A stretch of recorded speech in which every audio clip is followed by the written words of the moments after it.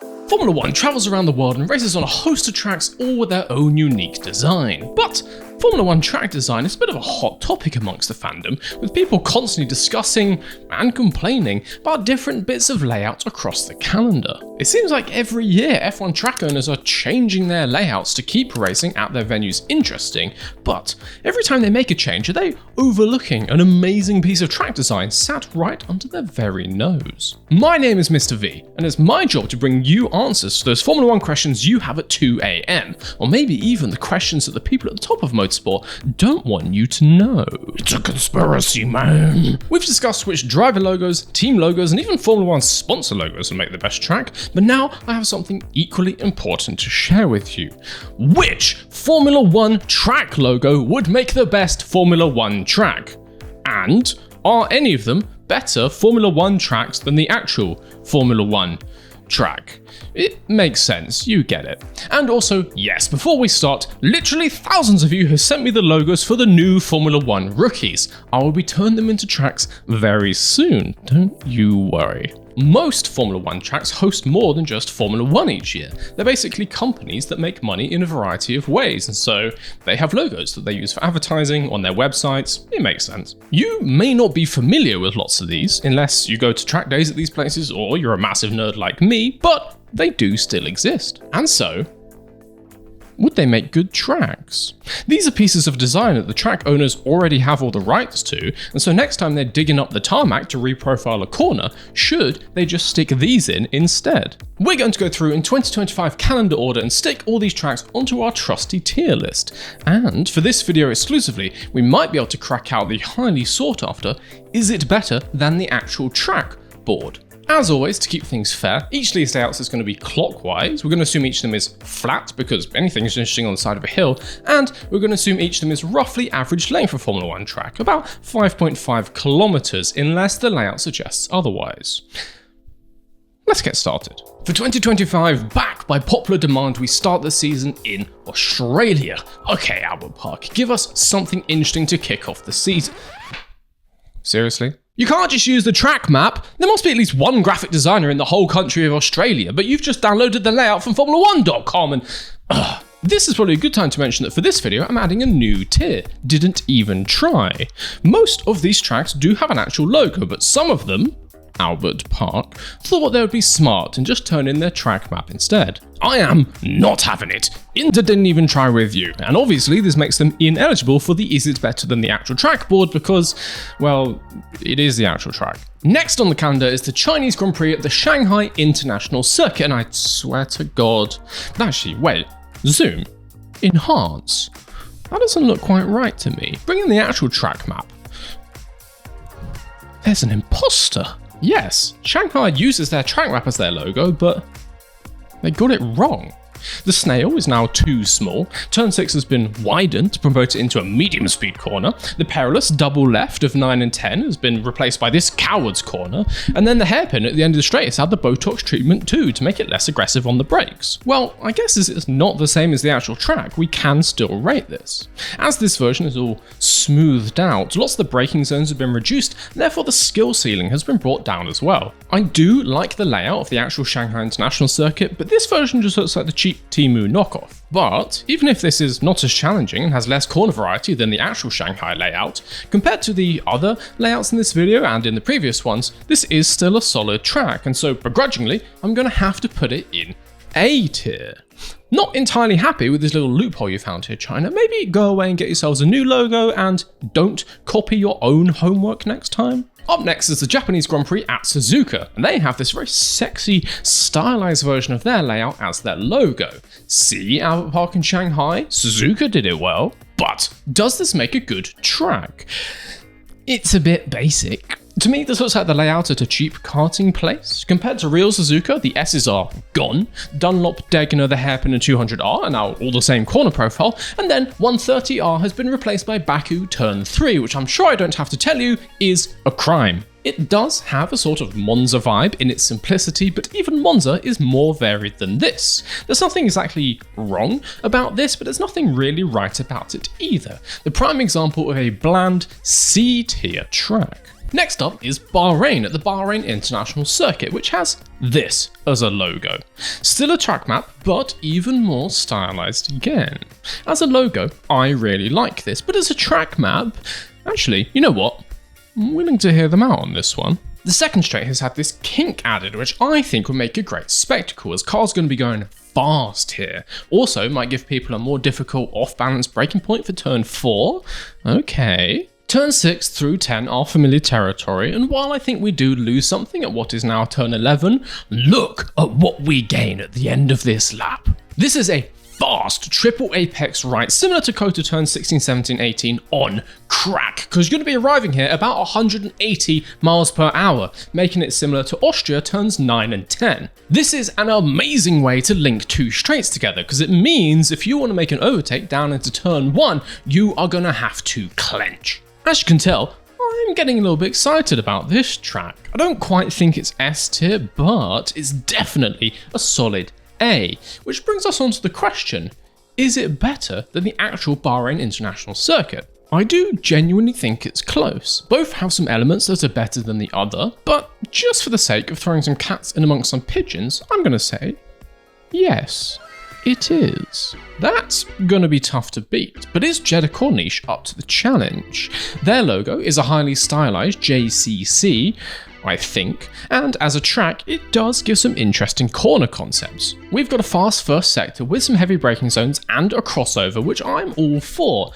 But then we get to this. I don't hate this layout from 5 to 13, and I think watching a Formula 1 car do that many switchbacks, in qualifying at least, would be interesting. But this is too much. This looks like a layout you'd get in a street racing game if it's in a city with a grid system, but for Formula 1 it is too repetitive and just too slow overall. Not the worst track we've seen by a long shot, but also not something I would like to see added to Formula 1. It's highly repetitive, it's too square, it's going in C tier along with Suzuka, and I think we can all agree not as good as actual Jeddah. Next we head to our first American race of the year in Miami, who almost landed themselves in the didn't even try tier, but they have switched things up by adding this signature through the middle of their logo. While I wouldn't normally count the text, I don't really see a way to separate these, and so we get this.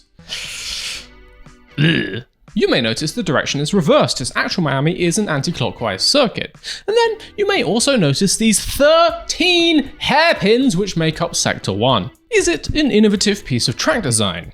Yes. Is it a good piece of track design? Well, if you like spinal injuries and nausea, yes. The rest of the track is kind of as you'd expect, but I will say that having this tight section after the long straight is definitely worse than real life. Just too awkward if people are trying to fight side by side after a slipstream overtake, not good. Way too many corners, horrible flow, crazy long lap times. The Miami International Circuit is our first of the day, going in F tier for that Sector 1 alone.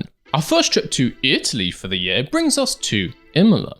The logo for the Autodromo Internazionale Enzo Edino Ferrari used to look like this, which would have meant it got the Miami treatment, but they recently changed it, so now we have this. Removing these useless letters on either side gives us the track map in a circle. However, the eagle-eyed among you may notice this is the motorbike's layout with a chicane in the pit straight, and combined with the big circle, it makes this different enough that it still counts. Turning this into a track, there's a lot to unpack here. Firstly, with or without the big circle, the circuit is reversed, as Imola is normally anti-clockwise. Secondly, the lap starts with this tiny run down into turn 1, which is kind of like Monza turn 1, but slower and therefore worse. Thirdly, due to the way the circle overlaps, we now have a huge ramp shooting out of the grass on the infield of what is now turn 3 and 4. And fourthly, big circle. I do think the actual Imola layout works quite nicely in reverse, minus the stupid bike chicane. It means we get to do some fun things like take Acqua Minerale in reverse, i.e. downhill.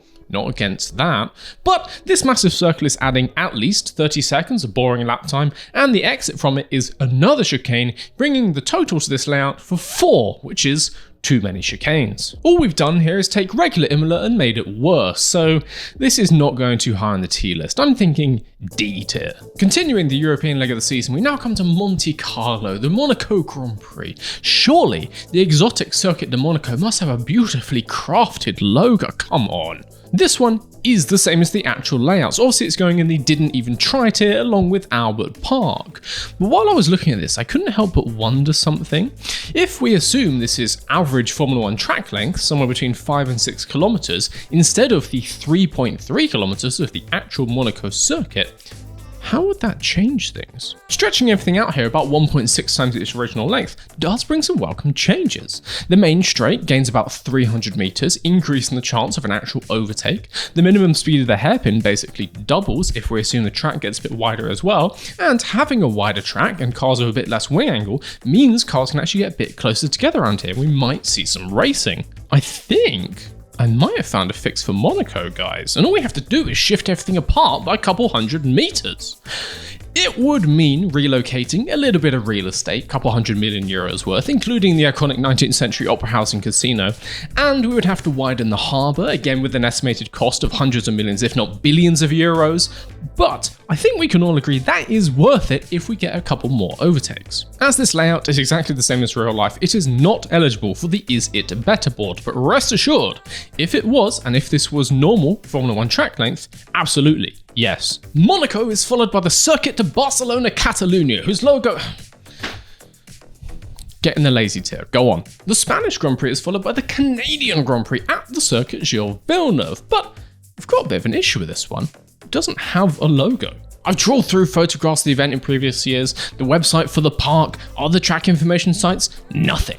A Google search for this does bring up this icon, but this is actually just from Assetto Corsa, and as it's a generic track map with a word anyway, it wouldn't count. This is going to have to be our first not applicable entry on the list, but never fear. Our next track, the Red Bull Ring, very much does have a logo, and oh boy, where do we start? As a logo, I do like this. It's very Red Bull. It's obtuse and a bit goofy, but still respectable enough to be a serious corporate logo. I'm going to be relaxing my no words policy for this one because it's all words, but I do think the ring part of it is stylized enough that it takes on a new meaning, so I'm going to let it in. And also I let in Jeddah, which is just 3 letters, and also Shanghai, which is based off the Chinese character Shang, so I've got to be fair. The fact that some of this has volume and some doesn't did give me a bit of an issue in making the track, and the only way around it was to take the original layout part normally, but then to outline the rest of the letters, giving this abomination of a track. I don't mind the idea of the Red Bull Ring with a bit of an extension, but it's tight, it's windy, it's got too many hairpins. You know what this reminds me of? It reminds me of that bit in the middle of Baku where the high-speed streets link up with the castle section, you know, the awful part of Baku. It's like that, but a lot more of that. In previous videos, I probably would have been more lenient on this and put it in D tier, because it does have some corner variety, but no. I get incredibly sad thinking about a car going round here, F tier, and obviously not better than the original. The last track before a short summer break this season is Silverstone, and for the first time we have a logo that's just an abstract thing. No words, no track outline, just this. To clarify, I'm not saying it's bad at all. It's simple and distinctive and does everything it needs to do as a logo. I found this post from the designers agency TK on Behance, which says it comes from an element of the British flag, which I think is a nice touch for a very British place. That post did also show some merchandise examples, and Silverstone, you're going to be hearing from my lawyers. MrVsGarage.com. But will this sleek, flag-inspired logo make a good track? Caesar's Palace, welcome back to Formula 1. Which is to say, no. It doesn't start out bad. The follow-through of 1 into the hard braking of 2 is kind of like the start of Imola or Sochi, which is not a bad thing at all. And then corners 3 and 4 are fine. But then, this is not good. This feels like going down every lane of a massive car park trying to find that one remaining space. Not exactly a thrilling racing experience. And also, it's just a bit basic. You've got your normal corners, then you get your whiplash, and then you're done. Basic, uncomfortable, disgusting. F tier, and clearly worse than the original. At this point, we're halfway through the 2025 calendar, and in real life, we hit a 3-week break, which seems like the perfect point in this video to tell you about some new designs over at MrVsGarage.com. You guys seem to like it when I make tracks out of random stuff, so I thought, why not make random stuff out of tracks? T-shirts specifically. The Kurz collections are the latest designs I've made for the store, and I'm not gonna lie to you, I absolutely cooked with this one. Little bit of Suzuka for you, don't mind if I do. If you want to start the new season with a fresh race-inspired look, well then look no further. The Mr. V's Garage store is a great way to help support the channel and look good doing it. Check out these shirts and more at the link in the description, and remember, channel members get 10% off. Now, back to the video. Belgium is next on the tier list, and let me tell you, the era of the track outline logos is finished, because this is what Spa is bringing to the table. Oh boy. Now, I could have traced around the outside of these squares, but I realized the intention of the designers here was obviously this. I hope you like bridges. Now, despite only having one corner angle, I've got to give Spa some props for varying things up with the straight lengths and also the size of the corner complexes. 1, 2, 3 and 7, 8, 9 have very different vibes despite being almost exactly the same. I do think this would be a lot of fun to drive in, say, a go-kart, but for Formula 1 it is way too repetitive, with the first and last 6 corners being repeated.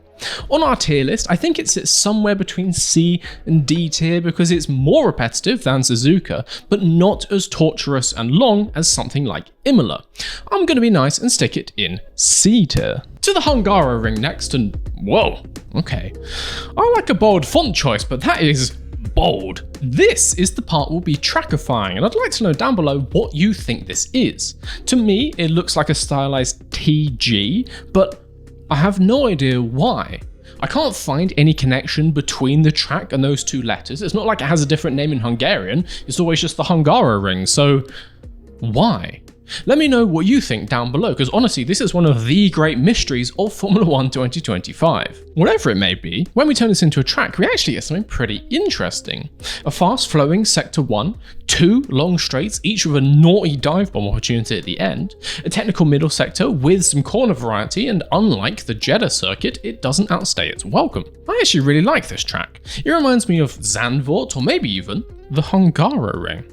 I don't think it's better than the actual layout, but I do think it's a high B, low A tier kind of placement, so just to even things out, I'm going to stick it in B tier. Considering this one is not based on an actual track, it's very respectable. Zandvoort next, and initially I thought they had been lazy and based this off a track map with some words on top, but then I realised this is actually based on a photo, and the skewed perspective makes turns 1, 2, 3 look a little bit shriveled. It's a cold day in the Netherlands, clearly. The most sensible way to turn this into a track is obviously just to follow the outline of the whole thing, including the nameplate. It gives us something similar to original Zandvoort, but with the Lesmos from Monza transplanted into Sector 3. The first few corners are obviously tighter than real Zandvoort, but to even things out, turns 5 through 9 have then been smoothed out to speed things up. We gain some tight hairpins in the middle sector to slow things down again, but then, you know, I'm not against having the Lesmos here to speed things up once more. I do wish turn 16 went straight to turn 19 without this stupid chicane in the middle. It's kind of ruining the flow at the end of the lap. But there's some solid ideas here to push the low speed and high speed extremes of this track and make it more akin to somewhere like Baku. I don't think the overall flow of this is as good as real Zandvoort, so it's not going on the Is It Better board. But I don't mind it. It's not amazing, but it is a solid B tier. Monza next. It's another track map, but wait a minute.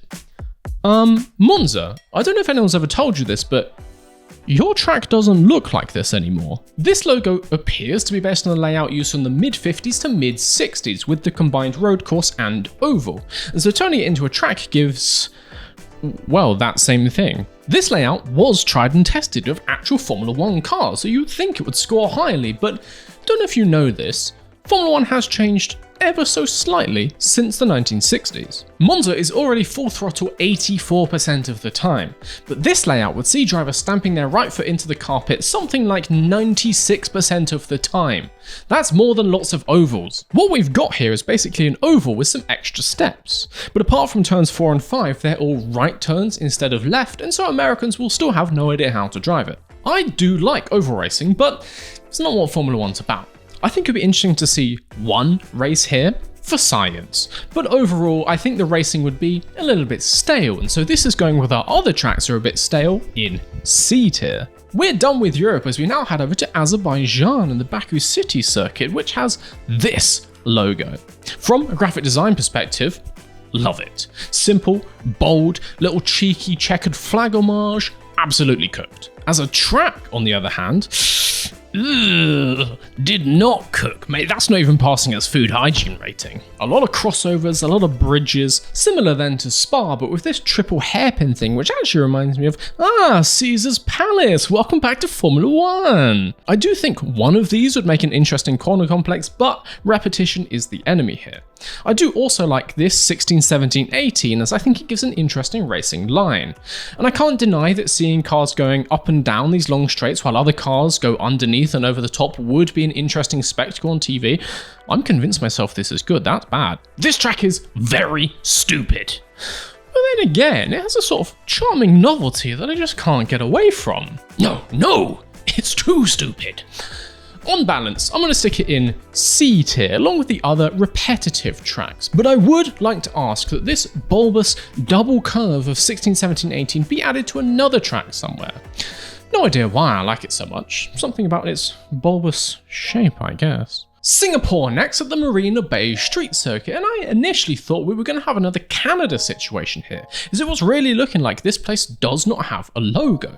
A Google search gave me nothing. There is no website for the track. The website for the event doesn't have anything and just has a track map as the favicon. I was stumped until I scrolled down to the bottom of this webpage and I found this. Now, I can already hear you saying, actually, that's the logo for the event, not the circuit. It's all we've got. It's all we've got. Turning this into a track gives us something that, to me, looks a lot like an actual track. It's got some corner variety, it's got some organic shapes. It's a very convincing cosplay of a circuit, but what it doesn't have is anything interesting. This looks more like a MotoGP track to me, with lots of wide, medium speed corners and a distinct lack of anything slow and technical. It reminds me of something like Lusail, which, let me tell you, is not a good thing for Formula 1. Am I being too harsh on this one? Maybe, just because it looks like an actual track and so could have been so much more. Its overall bulbousness makes it track-like, but in a way holds it back, and so I'm going to have to stick it in B tier. It's fine. It's fine. Maybe the MotoGP maniacs will love it. Who knows? The US Grand Prix next at the Circuit of the Americas, which has this logo. Oh boy, we're back in garbage territory. Formula 1 heard that you like long straights into hairpins, and so they thought, hey, why not only have long straights into hairpins? The only redeeming quality here is that the straights are not straight, because, you know, I quite like this run from 5 into 10, but make no mistake, this is awful. My main issue here is this looks too much like something a track designer would actually try. The other bottom tier tracks, they're very silly, but this looks quite a lot like Jeddah, and so I could see Formula 1 management trying to spoon feed us this garbage in a few years' time. I'm taking a stand against this and putting it in a tier below didn't even try, which I'm calling don't try. And that's a threat. Obviously, far worse than Real Kota as well. Get that thing away from me and bring me something nicer. That is not nicer. To be clear, I do like the logo for Hermanos Rodriguez. It's simple, but it tells a story. It's a eagle, falcon. It's a bird. It's a bird. Okay, nice. But turning it into a track. Caesar's Palace. Welcome back to Formula 1. Clearly, Hermanos Rodriguez has been copying Kota's notes from the track design lecture, where Kota wrote down long straights and hairpins and then fell asleep. The start of the lap until turn 6 is decent. It's got some fast flowing corners into the hard braking of turn 3, and then some opportunity for cars to fight side by side. Then the goodness ends though. This is not fun, Hermanos Rodriguez. Why did you do this? Very unfun once again, but thankfully I can't see anyone actually trying this one, so we can just quietly pop it down into F tier and all move on to something nicer. Actually, what are we doing here? Okay, so the logo for Interlagos is just the track map for Interlagos 7 times. Just sort of randomly placed on top of each other. Yeah. The most sensible way to turn this into a track is just to trace around the outside, which gives us... If you've ever seen the layout of tracks from the very early days of Formula 1, they often look something like this. This is because they were just random roads in the countryside in Europe, and so they often made something that was very lumpy. Think original Spa, for instance. The problem is, assuming this is the same size as normal Interlagos, none of these lumps are big enough to even phase a modern Formula 1 car, and so this is flat, all of this is flat, and also, what have you done with the Senna S's? I do like the line from 3 to 7 here, so wouldn't mind adding this to another track, but other than that, this is just an oval with an infield and then this horrible chicane of 11-12, which I can't imagine anyone would like. This is obviously not as good as actual Interlagos, but I have to say the racing line here is fine. It's fine. It's very simple once again. The infield only has 4 corners, but unlike lots of the other tracks in this tier list, it's not aggressively trash. And so actually, I am going to stick it up in B tier. Didn't see that one coming, did you? Las Vegas, once again, does not have a logo. You can make the argument it's just city streets and so doesn't need one, but Baku made a logo. Baku did it, Las Vegas, why can't you? Are you saying you're lazier than Baku? Certainly what it looks like. Qatar up next, a track which I don't like at all for Formula 1, and so the logo does have a decent chance of getting onto the Is It Better board. Oh no. Well, obviously I can't allow this, it's just words. But then again, I did let the Red Bull Ring and Jeddah in. Gotta be fair. Okay, here goes nothing. We're gonna turn it into a track nice and slow. Nice and slow. No! Ah! Ah! No! Go back! It's too many corners! Do not put the numbers on this.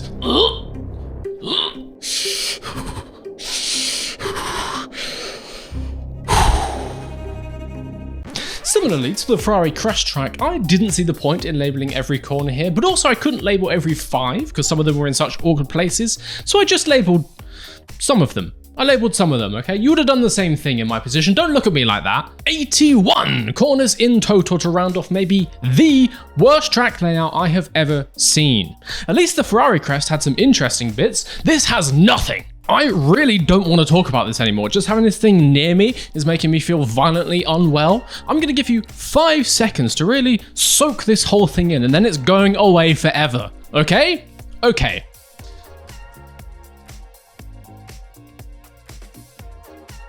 Right, good. Now that's over with. It goes in F tier. Our season finale obviously takes place in Yas Marina, which has this big Yas as a logo. We let in other words, okay? Come on. The top of the A is disconnected, and so it's obviously a separate national layout. But turning the rest of this into a logo gives us this, and I don't hate it. Yes, it has too many corners, and yes, it goes on a little bit too long, but all the ideas are there. It's got a very classic motorsport layout. You've got the long pit straight, you've got a back straight, some windy bits at either side. It makes me think of somewhere like Bahrain or maybe Catalonia when I look at this. It could do with some tidying up, but I like these fast sections with the sweepers of 8, 10 and 12. I think turns 14 and 15 make an interesting corner profile at the end of a long straight. Some minor safety concerns if someone's brakes fail here, but we'll cross that bridge when we come to it. The long right of 19 is nice, into the simple yet challenging 20 and 21. This isn't terrible. It makes me think of how the 2010 Bahrain Grand Prix was run on the endurance layout there. It's an awful layout, yes, but just by removing a few corners, you can actually get something decent. And it's the same story here. Cut out the 4, 5, 6 hairpin, make the straight from 15 go straight through to 18 without the chicane in the middle, maybe bring 22 in a bit just to shave some lap time off.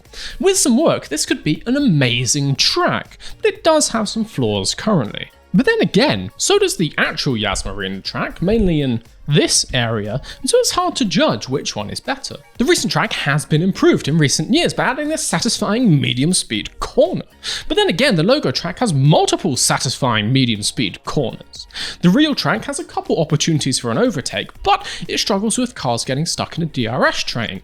But the logo track has multiple overtaking opportunities. A dive bomb into 1, a dive bomb into 15, a dive bomb into 16, no front wing is safe. On the tier list, I'm sticking this in B tier. But considering the real track is also no better than B tier, I'm really struggling to decide if it goes on the Is It Better board. You know what? Just so Bahrain doesn't get lonely, I am going to add it in. on the condition that they add my notes on how to tweak it a little bit. This is our final tier list for the track logo tracks. It's glorious, isn't it?